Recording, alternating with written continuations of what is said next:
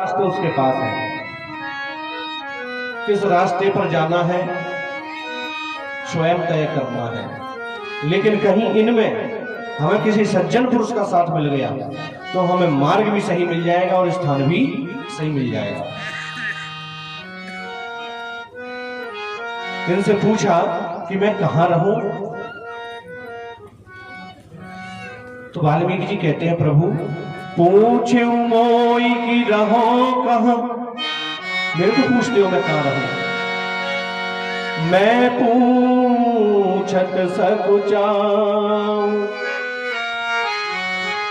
जह न हो तह देहु कही, तुम ही दिखाओ ठाव।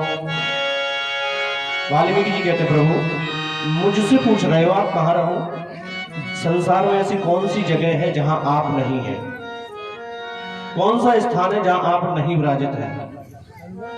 शिव जी ने कहा था बालकांड में, हरि व्यापक सर्वत्र समाना, प्रेम ते प्रगट हो ही में जाना।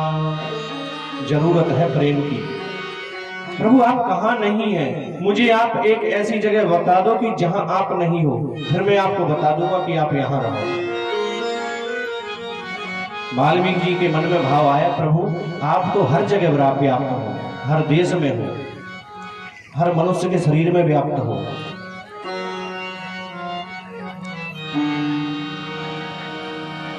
कहने लगे वाल्मीकि जी के इसी भाव को जो अभी दोहा निकला कि ऐसा कौन सा स्थान है जहां आप नहीं है, इसी भाव को एक संत ने भजन का रूप दिया। हर देश में तू, हर देश में तू, हर देश में तू, हर देश में तू, तेरी नाम अनेक तू एक ही है, तेरी नाम अनेक एक ही है, तेरे नाम अनेक तू एक ही है, तेरे नाम अनेक तू एक ही है। हर देश में तू, हर देश में तू, हर देश में तू, हर देश में तू, तेरे नाम अनेक तू एक ही है, तेरे नाम अनेक तू एक ही है। तेरी रंग भूमि यह विश्वधरा, तेरी रंग भूमि यह विश्वधरा, तेरे रूप अनेक तू एक ही है, तेरे रूप अनेक तू एक ही है। हर देश में तू, हर देश में तू, तेरे नाम अनेक तू एक ही है, तेरे नाम अनेक तू एक ही है।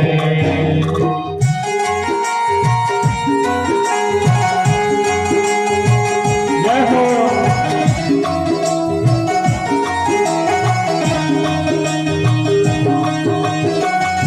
राधे।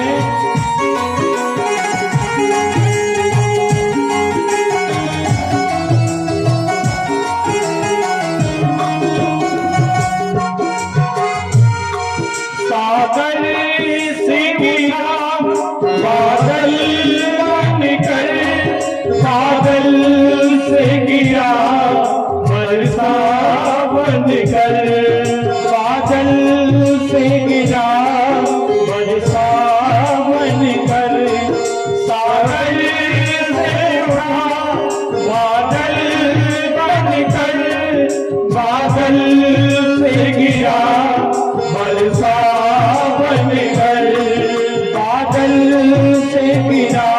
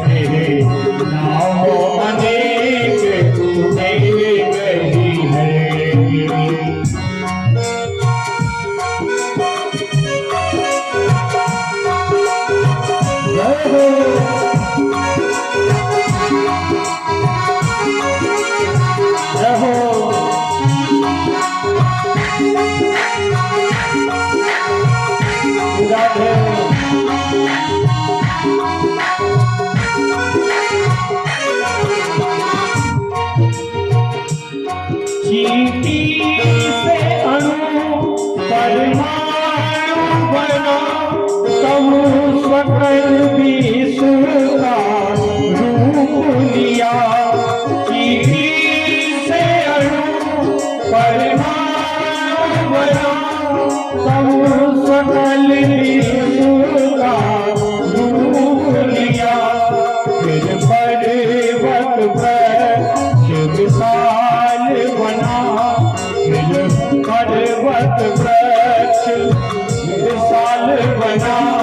सौंदर्य तेरा तू एक ही है, सौंदर्य तेरा तू एक ही है। हर देश में तू, हर देश में तू, तेरे नाम अनेक तू एक ही है। तेरे नाम अनेक तू एक ही है। तेरे नाम अनेक तू एक ही है। बोलिए सिया राम भगवान की जय। वाल्मीकि जी कहते हैं कौन सी ऐसी जगह जहां आप नहीं है। फिर भी आप पूछते हैं तो मैं आपको बताता हूं कहां रहिएगा।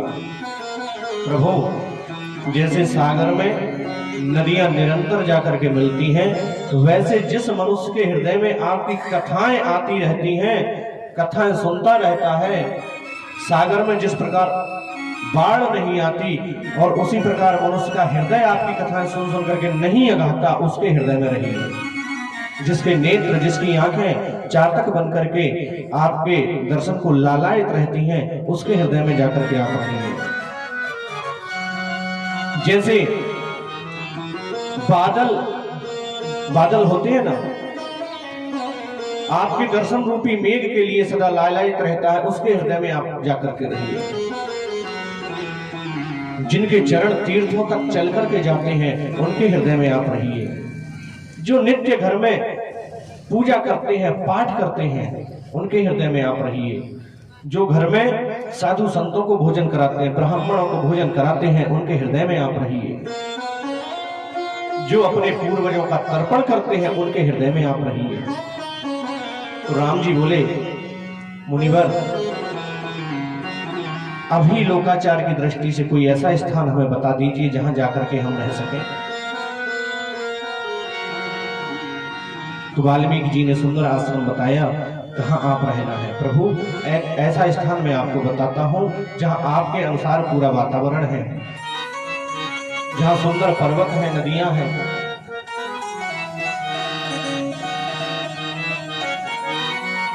चित्रकूट गिरी करहु निवासो, चित्रकूट गिरी करहु निवासो। तह तुम्हारे सब भाग्य सुपारो, तह तुम्हारे सब भाग्य। सैल सुहागन कानन चारु, सैल सुहागन कानन चारु। करी के हरि विहग विहारो, करी के हरि मृग विहग विहारो। सगन विहारो सुर सरिधार, नाव मन नाकिनी। सुर सरिधार, नाव मन नाकिनी। जो शब पाकर कोतक डाकिनी, जो शब पाकर कोतक डाकिनी।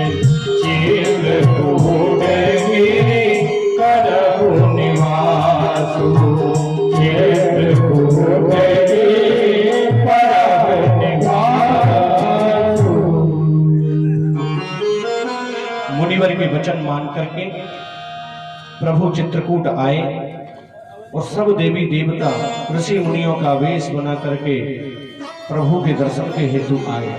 सबने प्रभु के दर्शन पाए। गोस्वामी जी अब यहां से कथा को ले जाते हैं दूसरी जगह। गोस्वामी जी कहते हैं अभी तक मैंने कही प्रभु के वन गमन की कथा, प्रभु ने कैसे वन में प्रस्थान किया। अब मैं कहता हूं किस प्रकार सुमंत जी अयोध्या वापस गए, उस कथा को सुनिए। भगवान श्री राम जी ने निषाद को जब लौटाया,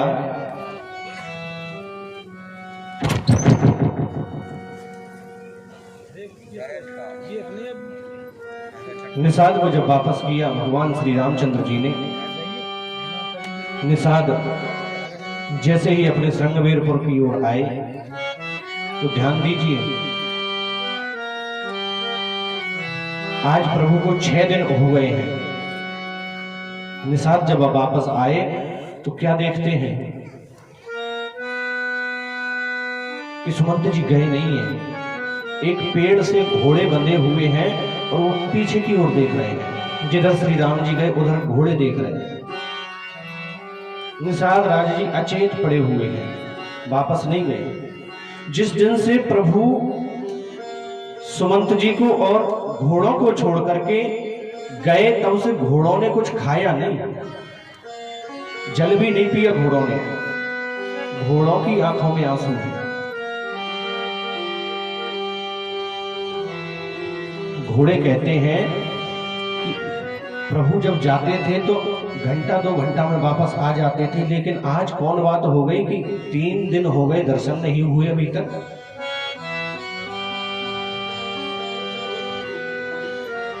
सुमंत जी अचेत पड़े हुए हैं। निषाद राज जी ने आकर के सुमंत जी को देखा, सुमंत जी को जगाया। सुमंत जी आप तो धैर्यवान हैं, आप इस तरह के विलाप में क्यों पड़े हुए हैं। सुमंत जी को जगाया, समझा बुझा करके सुमंत जी को रथ में घोड़े जोत करके निषाद राज जी ने रथ में बैठाया। लेकिन हालत यह है कि सुमंत से रथ हाँका नहीं जा रहा। सुमंत घोड़ों में चाबुक भी मारते हैं तो घोड़े आगे नहीं बढ़ रहे, घोड़े हिनाते हैं, आगे नहीं बढ़ते हैं। घोड़ों को लगता है कि कहीं मेरे प्रभु वापस आ जाएं। सुमंत जी सोचते हैं कि कहीं प्रभु को श्री दशरथ जी की याद आ जाए और वो वापस आ जाए, तो फिर यहां से कैसे जाएंगे।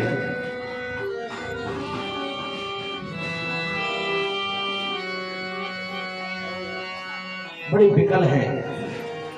अब देखिए घोड़ों का जब ये हाल है तो मनुष्यों का क्या हाल हो रहा होगा। निषाद राज जी को लगा कि सुमंत जी जा नहीं पाएंगे, तो निषाद राज जी ने अपने 4 सैनिक सुमंत जी के साथ भेज दिए। सैनिक रथ हाँकने लगे, सुमंत जी बैठे हुए हैं। अब सुमंत जी मन में विचार कर रहे हैं कि सुमंत, क्या तेरा जन्म इसी के लिए हुआ था कि तू राम को वन में छोड़कर भाग आए। सुमंत, तेरे से ज्यादा अभागा और कोई नहीं। सुमंत जी विचार कर रहे हैं। सुमंत, आज तूने अपने भाग्य को ठुकरा दिया। या तो तू स्वयं वन में चला जाता उनके साथ, अथवा राम के वियोग में तू प्राण त्याग देता तो तेरी कीर्ति चारों तरफ फैल जाती।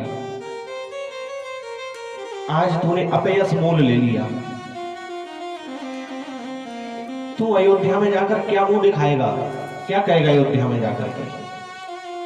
सुमंत मन में विचार कर रहे हैं इन बातों का।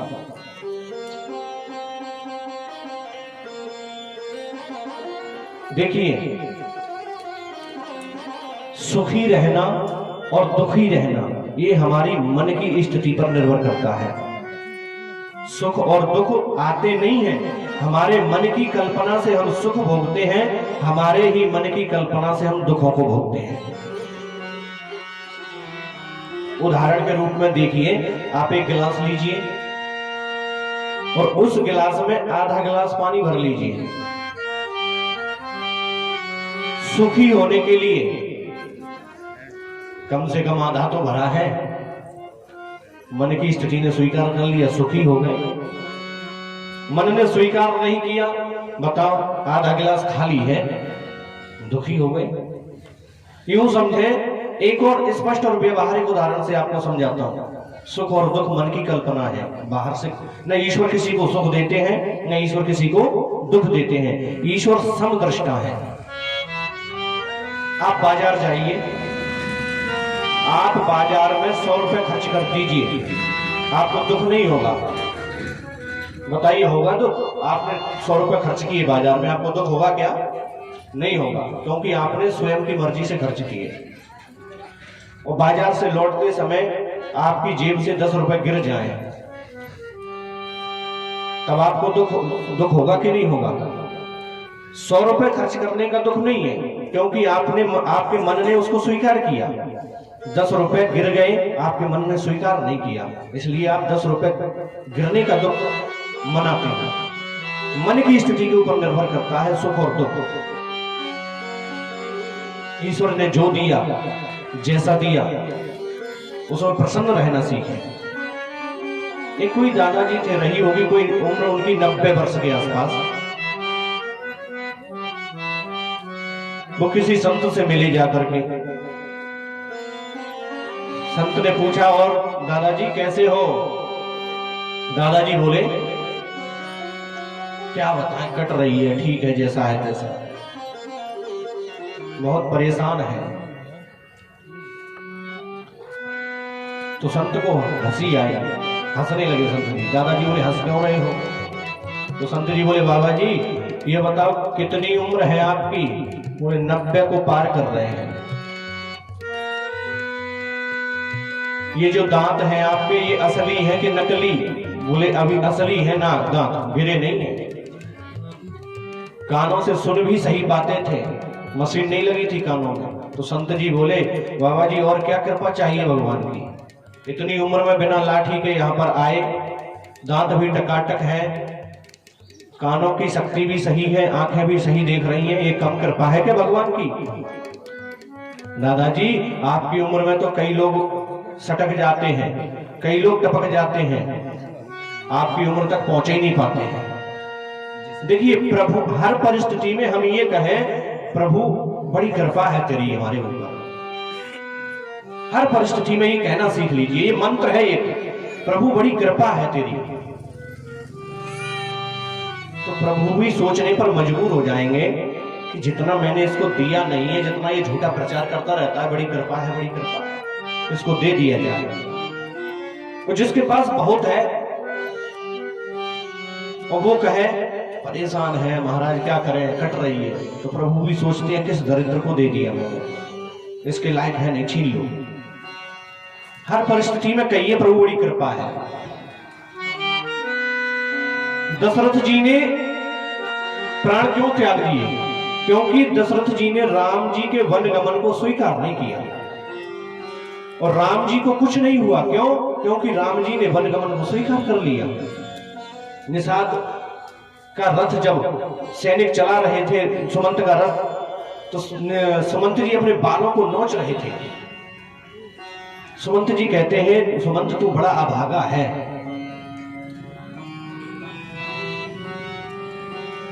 सुमंत जी मन में विचार किए, कैसा कलंकी मुंह लेकर के मैं कैसे जाऊं। सुमंत जी मन में विचार करने लगे, जैसे गाय घास खाने जाती है, चरने जाती है, बछड़ा उसका घर पर रहता है, तो जैसे गाय आने का समय होता है तो बछड़ा समझ लो रस्सी तोड़ने लगता है, और गाय भी बछड़े को देख करके दौड़ करके आती है।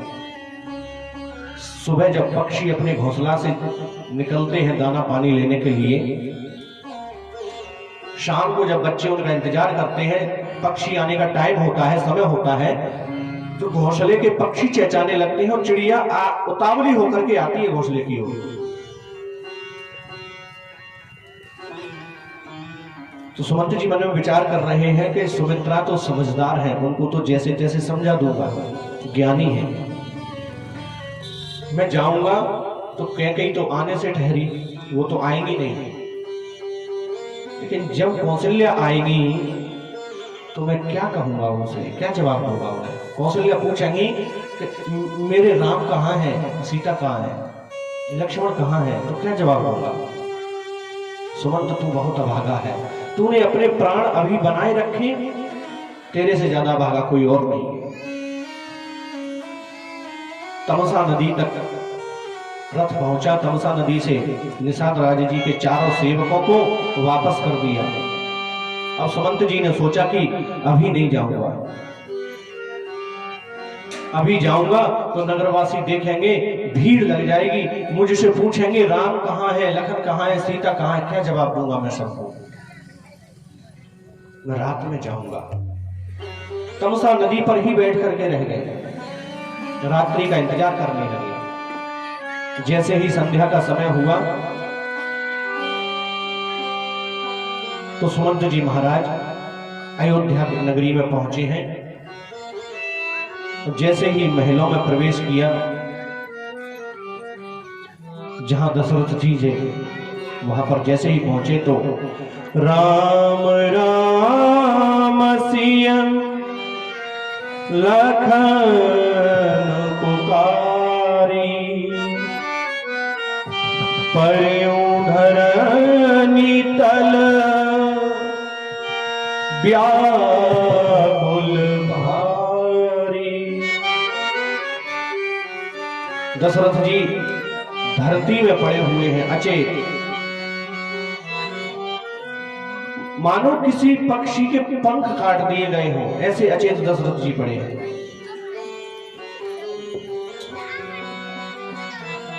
व्याकुल है।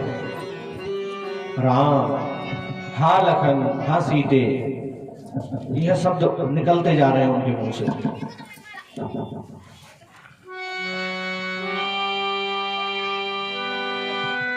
जैसे ही सुमंत जी के आने की आवाज सुनी तो दशरथ जी के प्राणों में न जाने कहां से संचार आ गया। दशरथ जी में जाने कहां से चेतना आ गई और दशरथ जी उठ करके बैठ गए। बैठ करके पूछने लगे, सुमंत राम वापस आए क्या? लक्ष्मण कहां है, सीता कहां है, कुछ तो बताओ उनके बारे में हमें। व्याकुल है दशरथ जी महाराज। राम कुशल कहु सखा स्नेही, राम कुशल कहु सखा स्नेही, कह रघुनाथ लखन